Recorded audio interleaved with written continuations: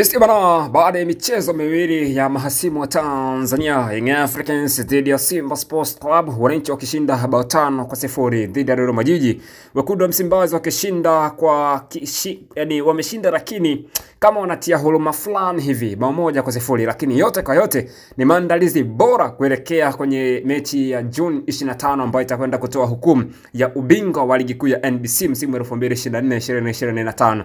Ni mechi ya mwisho ambayo inaweza isimalizike ndani ya dakika 90, mechi ambayo itakuwa na pressure kubwa zaidi.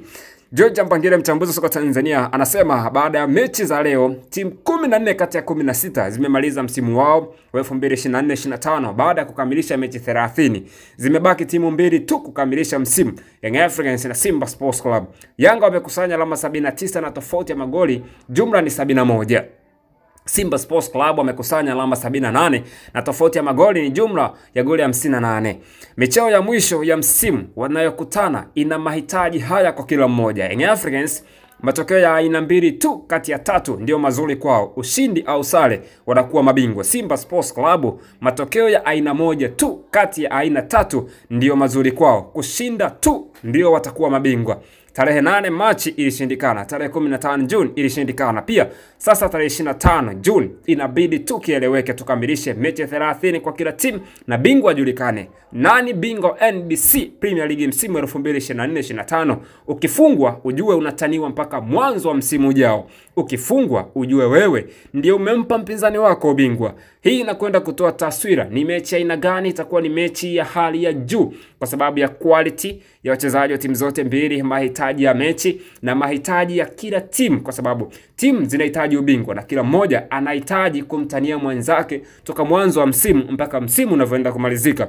Binafsi Young Africans wana advantage kwa sababu ya quality ya kikosi walichonacho na muunganiko wao, namna ambavyo wamekuwa na confidence kwenye dabi nyingi, tofauti na Simba Sports Club. Unaona kabisa Simba wanapata matokeo ndio, lakini wanapokutana na timu ambayo ina quality zaidi yao wana struggle kweli kweli kupata matokeo. Hii inatoa ishara kwamba bado kwenye mizani tutaipa Young Africans zaidi ya Simba Sports Club ambao wao bado ni kama wapo underdog wa Young Africans kwa sababu ya matokeo na kikosi walichonacho. Ukitazama namna ambavyo Young Africans anapata matokeo ni tofauti na vile ambavyo Wekundu wa Msimbazi Simba Sports Club wanavyoweza kupata matokeo.